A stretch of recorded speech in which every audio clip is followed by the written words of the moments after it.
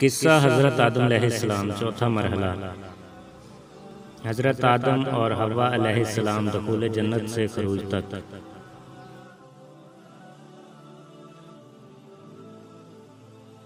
شروع اللہ کے نام سے جو نہایت مہربان رحم کرنے والا ہے۔ ناظرین کرام السلام علیکم۔ آج کی اس ویڈیو میں حضرت آدم اور حوا علیہ السلام دخول جنت سے خروج تک کا واقعہ بیان کیا گیا ہے۔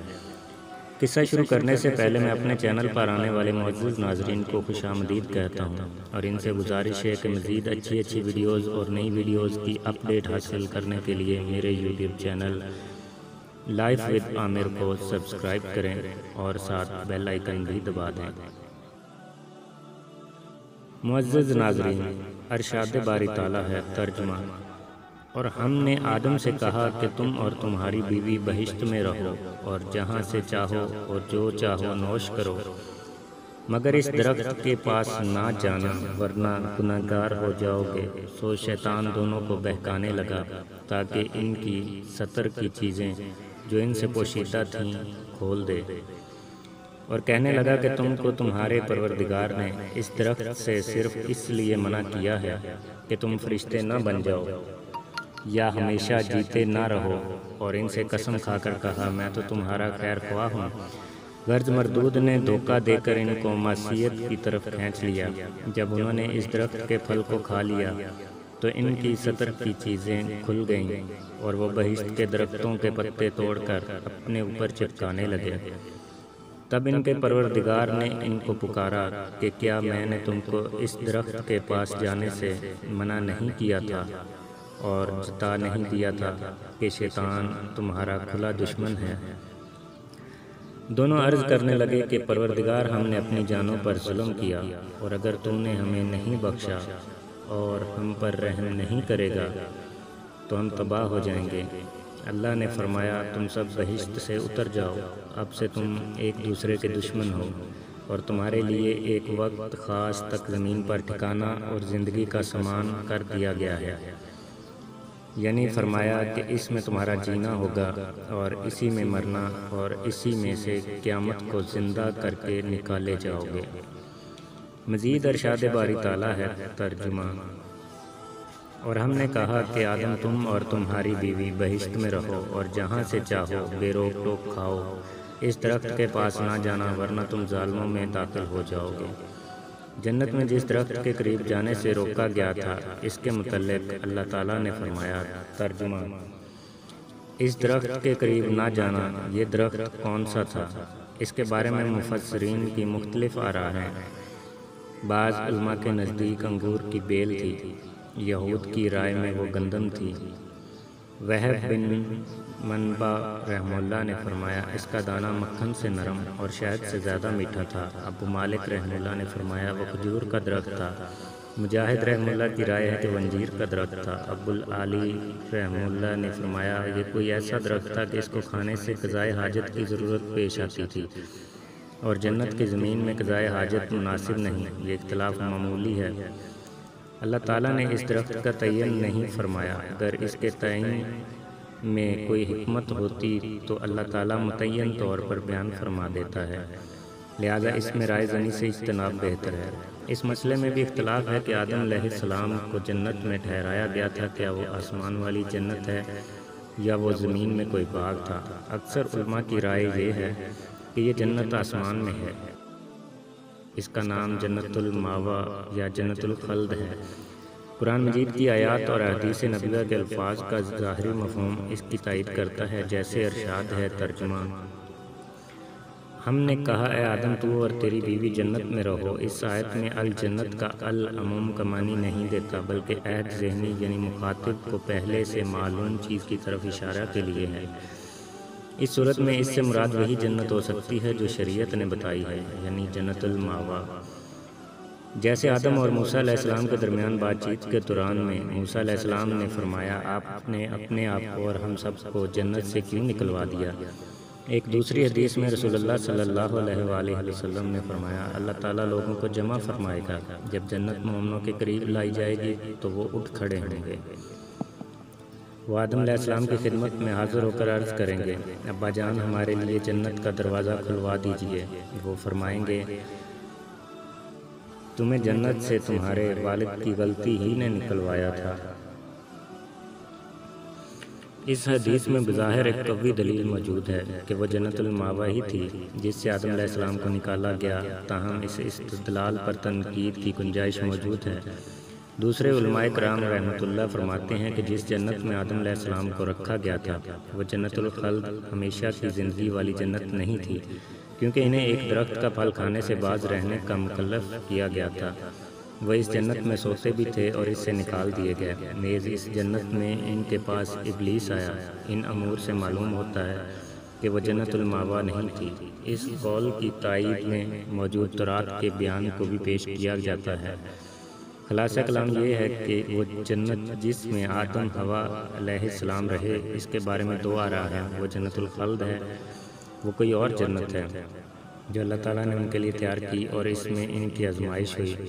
وہ جنت الخلد نہیں، اس لیے کہ جنت الخلد دارالامتحان نہیں، دارالجزا ہے۔ دوسرے قول کے قائلین میں پھر اختلاف ہے۔ ایک قول یہ ہے کہ وہ جنت آسمان میں تھی کیونکہ اللہ تعالیٰ نے انہیں اس سے نیچے اتارا۔ دوسرا قول یہ ہے کہ وہ زمین میں تھی کیونکہ اللہ تعالیٰ نے آزمائش کے طور پر انہیں ایک خاص درخت سے منع فرمایا تھا، دوسرے درختوں کے پھلوں سے نہیں۔ اور یہ واقعہ ابلیس کو سجدہ کا حکم دیا جانے کے بعد کا ہے۔ دوسرے قول والوں کی طرف سے ایک سوال اٹھایا گیا ہے جس کا جواب دینے کی ضرورت ہے۔ وہ کہتے ہیں یقینی بات ہے کہ جب ابلیس نے آدم علیہ السلام کو سجدہ کرنے سے انکار کیا تو اللہ تعالیٰ نے اسے جنت سے نکل جانے کا حکم دے دیا، اور یہ حکم قانونی حکم کی حیثیت نہیں رکھتا تھا جس کی تعمیل بھی ممکن ہوتی اور عدم تعمیل بھی، بلکہ یہ تنفیذی حکم تھا جس کی عدم تعمیل اور اس سے سرتابی ممکن نہیں۔ اس لیے فرمایا ترجمہ نکل جا یہاں سے ذلیل و خوار ہو کر، اور فرمایا ترجمہ اس سے اتر جا، تجھے کوئی حق نہیں کہ اس میں رہ کر تکبر کرے، اور فرمایا ترجمہ سو اس سے نکل جا کیونکہ تو مردود ہے۔ ان آیات میں منہا اس سے مراد جنت یا آسمان یا درجہ ہے، جو مطلب بھی لیا جائے۔ بہرحال وہ اس جگہ میں موجود نہیں رہ سکتا جس سے نکال دیا گیا اور دور کر دیا گیا ہے۔ وہ نہ وہاں رہ سکتا ہے نہ اس کا وہاں سے گزر ہو سکتا ہے۔ وہ یہ بھی کہتے ہیں قرآن مجید کی آیات کا ظاہری مفہوم یہ ہے کہ ابلیس نے آدم علیہ السلام کے دل میں وسوسہ ڈالا اور انہیں مخاطب کر کے کہا ترجمہ بھلا میں تم کو درخت بتاؤں ہمیشہ کی زندگی کا اور ایسی بادشاہت کہ کبھی زائل نہ ہو، اور کہا ترجمہ تم کو تمہارے پروردگار نے اس درخت سے صرف اس لیے منع کیا ہے کہ تم فرشتے نہ بن جاؤ اور ہمیشہ جیتے نہ رہو، اور ان سے قسم کھا کر کہا کہ میں تو تمہارا خیر خواہ ہوں۔ غرض مردود نے دھوکہ دے کر ان کو معصیت کی طرف کھینچ ہی لیا۔ ان آیات سے معلوم ہوتا ہے کہ وہ ان کی جنت میں ان کے ساتھ موجود تھا۔ اس کا جواب یہ دیا گیا ہے کہ عین ممکن ہے وہ جنت میں سے گزرتے ہوئے ان سے ملا ہو، اس کے لیے ضروری نہیں کہ وہ بھی جنت میں ٹھہرا ہو، اور یہ بھی ہو سکتا ہے کہ اس نے جنت کے دروازے پر کھڑے ہو کر یا آسمان کے نیچے سے آدم و حوا علیہ السلام کے دل میں یہ وسوسہ ڈالا ہو۔ آدم اور حوا علیہ السلام کے خلاف شیطان کی چال۔ شیطان نے حضرت آدم علیہ السلام سے دشمنی کا عملی مظاہرہ کرتے ہوئے انہیں جنت سے نکلوا دیا، نہایت مکر سے انہیں گمراہ کیا اور اپنے رب کی نافرمانی پر آمادہ کیا، جس کی سزا میں آدم علیہ السلام کو جنت اور اس کی نعمتوں سے محروم اور دکھوں کی جگہ زمین پر آباد ہونا پڑا۔ اللہ تعالیٰ نے فرمایا ترجمہ شیطان نے انہیں اس سے بہکا دیا یعنی جنت سے، ترجمہ پھر انہیں اس سے نکال دیا جس میں وہ تھے یعنی نعمت، راحت اور سرور سے نکال کر محنت، مشقت اور مصیبت والی دنیا میں پہنچا دیا۔ وہ اس طرح کہ اس نے ان کے دلوں میں وسوسہ ڈالا اور اس کے اچھا ہونے کا احساس دلایا، جیسے کہ اللہ تعالیٰ کا ارشاد ہے ترجمہ تو ان دونوں کو بہکانے لگا تاکہ ان کی سطر کی چیزیں جو ان سے پوشیدہ تھی کھول دے، اور کہنے لگا کہ تم کو تمہارے پروردگار نے اس درخت سے صرف اس لیے منع کیا ہے کہ تم فرشتے نہ بن جاؤ یا ہمیشہ جیتے نہ رہو۔ یعنی اس نے کہا اللہ تعالیٰ نے تمہیں اس سے صرف اس لیے منع کیا ہے کہ تم فرشتے نہ بن جاؤ یا ہمیشہ رہنے والے نہ بن جاؤ، یعنی اگر تم اسے کھا لو گے تو ایسے بن جاؤ گے، اور انہیں یقین دلانے کے لیے قسم کھائی، جیسا کہ ارشاد باری تعالیٰ ہے۔ ترجمہ: اس نے انہیں قسم کھا کر کہا میں یقیناً تمہارا خیر خواہ ہوں۔ ایک اور آیت میں ارشاد ہے۔ ترجمہ: تو شیطان نے اس کے دل میں وسوسہ ڈالا، کہا کہ آدم بھلا میں تم کو درخت بتاؤں ہمیشہ کی زندگی کا اور ایسی بادشاہت کہ کبھی زائل نہ ہو۔ یہ جو اس نے کہا میں آپ کو ایک ایسا درخت بتاؤں جس کو کھانے کے نتیجے میں آپ ان موجودہ نعمتوں میں ہمیشہ رہنے کے مستحق ہو جائیں گے، اور آپ کو ایسی حکومت حاصل ہو جائے گی جو کبھی تباہ ہوگی نہ ختم ہوگی۔ یہ بات محض دھوکہ، فریب اور جھوٹ پر مبنی تھی۔ ممکن ہے یہ وہی درخت ہو جس کا ذکر حضرت ابو ہریرہ رضی اللہ عنہ کی حدیث میں ہے۔ رسول اللہ صلی اللہ علیہ وآلہ وسلم نے فرمایا جنت میں ایک درخت ہے جس کے سائے میں سوار 100 سال تک چلتا رہے تو اسے طے نہ کر سکے، فرمان الہی ہے۔ ترجمہ: پس دھوکہ دے کر ان کو کھینچ ہی لیا۔ جب انہوں نے اس درخت کے پھل کو کھا لیا تو ان کی سطر کی چیزیں کھل گئیں اور وہ بہشت کے درختوں کے پتے توڑ توڑ کر اپنے اوپر چپکانے اور سطر چھپانے لگے۔ اس کی بابت مزید فرمایا۔ ترجمہ: سو دونوں نے اس درخت کا پھل کھا لیا تو ان پر ان کی شرمگاہیں ظاہر ہو گئیں اور وہ اپنے بدنوں پر بہشت کے پتے چپکانے لگے۔ اس ممنوع درخت کا پھل آدم علیہ السلام سے پہلے حوا علیہ السلام نے کھایا اور انہیں بھی اس کی کھانے کی ترغیب دی۔ ممکن ہے صحیح بخاری کی اس حدیث میں اسی طرف اشارہ ہو، اور نبی کریم صلی اللہ علیہ وآلہ وسلم نے فرمایا اگر بنی اسرائیل نہ ہوتے تو گوشت کبھی خراب نہ ہوتا، اگر حوا نہ ہوتی تو کوئی عورت اپنے خاوند کی خیانت نہ کرتی۔ اے اہل کتاب کے پاس موجود تورات میں ہے کہ جس نے حضرت حوا علیہ السلام کو اس درخت کا پھل کھانے کی ترغیب دی وہ سانپ تھا۔ وہ بہت خوبصورت اور بہت بڑا تھا۔ حوا علیہ السلام نے سانپ کے کہنے پر پھل کھا لیا اور آدم علیہ السلام کو بھی کھلایا۔ اس میں شیطان کا ذکر نہیں۔ اس وقت ان کی آنکھیں کھل گئیں اور انہیں معلوم ہو گیا کہ وہ ننگے ہیں، چنانچہ انہوں نے انجیر کے پتے توڑ کر تہہ بند بنائے۔ اس میں یہ بیان ہے کہ وہ دونوں بے لباس تھے۔ وہب بن منبع رحمہ اللہ نے بھی ایسے ہی فرمایا ہے کہ ان کا لباس نور تھا جس نے پردہ کے اعضاء کو چھپایا ہوا تھا۔ موجودہ تورات میں ذکر کردہ یہ بات غلط ہے جس میں تحریف ہوئی ہے اور ترجمہ کرنے میں بھی غلطی ہوئی ہے۔ کسی کلام کو ایک زبان سے دوسری زبان میں منتقل کرنا ہر ایک کے لیے ممکن نہیں ہوتا۔ اس وجہ سے جو شخص دوسری زبان میں اچھی طرح واقف نہ ہو اور اپنی زبان میں لکھی گئی کتاب کو بھی مکمل طور پر نہ سمجھ سکتا ہو، اسی وجہ سے تورات کے ترجمہ میں بہت سی لفظی اور معنوی غلطیاں واقع ہو گئی ہیں۔ قرآن عظیم نے واضح کیا ہے کہ ان کے جسم پر لباس موجود تھا۔ ارشاد ربانی ہے۔ ترجمہ: اور ان سے ان کے کپڑے اتروا دیے تاکہ ان کی سطر ان کو کھول کر دکھا دے، اس لیے یہی بات صحیح ہے۔ حضرت ابن عباس رضی اللہ عنہما کہتے ہیں۔ ترجمہ: وہ بہشت کے درختوں کے پتے توڑ کر اپنے اوپر چپکانے اور سطر چھپانے لگے، یعنی انجیر کے پتوں سے۔ یہ معنی اہل کتاب سے ماخوذ ہے جبکہ آیت قرآن میں یہ تخصیص نہیں۔ حضرت آدم علیہ السلام کا جنت سے خروج۔ ارشاد باری تعالیٰ ہے۔ ترجمہ: اور ہم نے پہلے آدم سے عہد لیا تھا مگر وہ اسے بھول گئے اور ہم نے ان میں صبر و ثبات نہ دیکھا، اور جب ہم نے فرشتوں سے کہا کہ آدم کے آگے سجدہ کرو تو سب سجدہ میں گر پڑے مگر ابلیس نے انکار کیا۔ ہم نے فرمایا کہ آدم یہ تمہارا اور تمہاری بیوی کا دشمن ہے تو یہ کہیں تم دونوں کو بہشت سے نہ نکلوا دے، پھر تم تکلیف میں پڑ جاؤ، اور یہاں تم کو یہ آسائش ہوگی کہ نہ بھوکے رہو نہ ننگے، اور یہ کہ نہ پیاسے رہو اور نہ دودھ کھاؤ۔ تو شیطان نے ان کے دل میں وسوسہ ڈالا اور کہا کہ آدم بھلا میں تم کو ایسا درخت بتاؤں جو ہمیشہ کی زندگی دے اور ایسی بادشاہت کہ کبھی زائل نہ ہو۔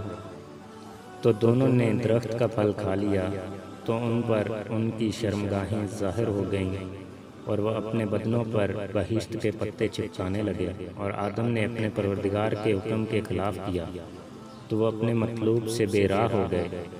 پھر ان کے پروردگار نے ان کو نوازا تو ان پر مہربانی سے توجہ فرمائی اور سیدھی راہ بتائی۔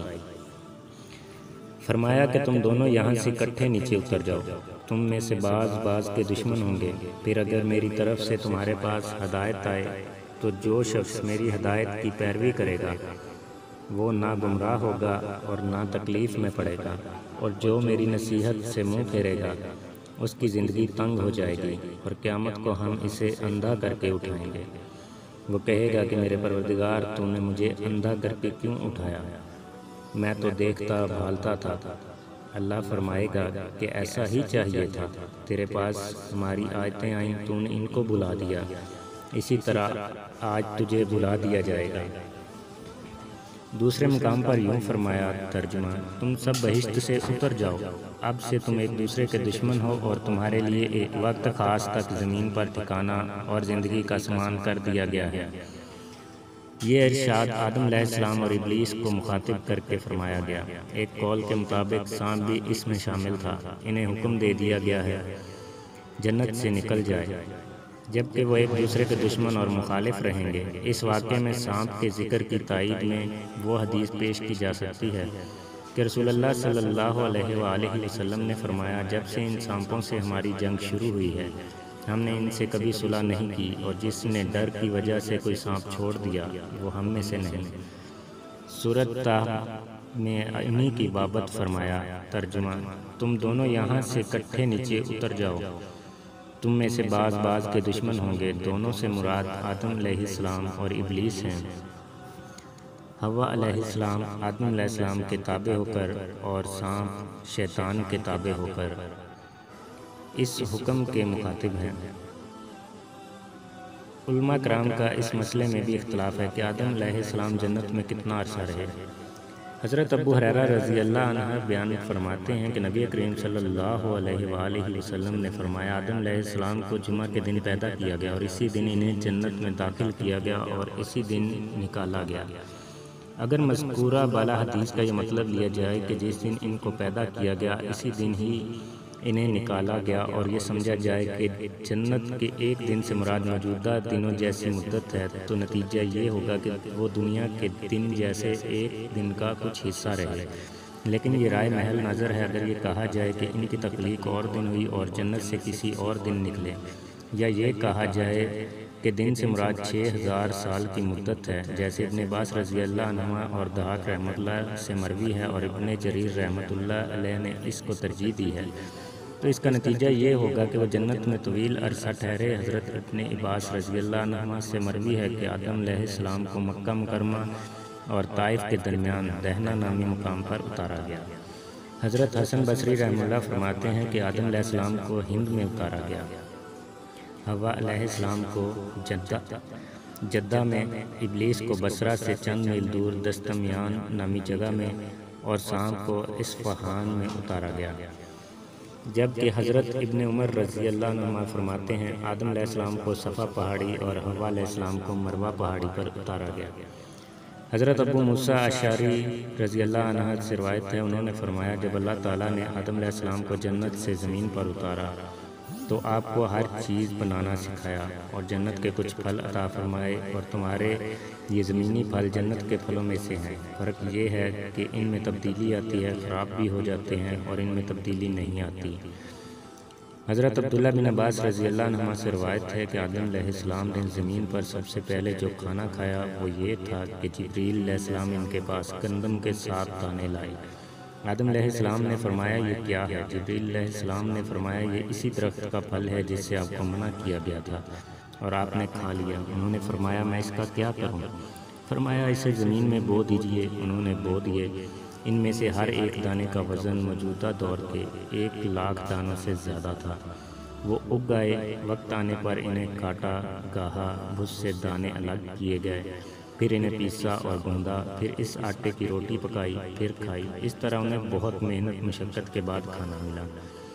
اس آیت مبارکہ میں اسی کی طرف اشارہ ہے۔ ترجمہ: ایسا ہرگز نہیں ہونا چاہیے کہ وہ شیطان تمہیں جنت سے نکلوا دے۔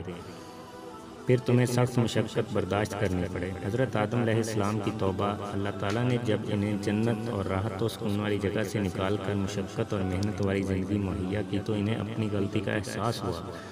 وہ اللہ تعالیٰ کی طرف متوجہ ہوئے، جس کا ذکر اللہ تعالیٰ نے قرآن مجید میں یوں فرمایا ہے۔ ترجمہ: کیا میں نے تم کو اس درخت کے پاس جانے سے منع نہیں کیا تھا اور جتا نہیں دیا تھا کہ شیطان تمہارا کھلا دشمن ہے؟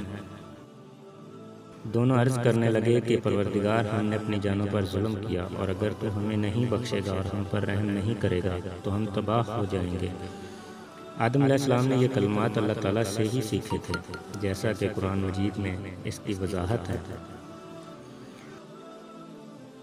ترجمہ: آدم نے اپنے پروردگار سے کچھ کلمات سیکھے۔ ان الفاظ میں اپنی غلطی کا اعتراف ہے، اللہ تعالیٰ کی طرف توجہ ہے، اس کے سامنے عجز و نیاز اور تذلیل کا اظہار ہے، اور اس مشکل گھڑی میں اللہ تعالیٰ کی طرف محتاجی کا اقرار ہے۔ آدم علیہ السلام کی اولاد میں سے جس شخص کو یہ راز سمجھ میں آ گیا، اس کی دنیا بھی سنور جائے گی اور آخرت بھی۔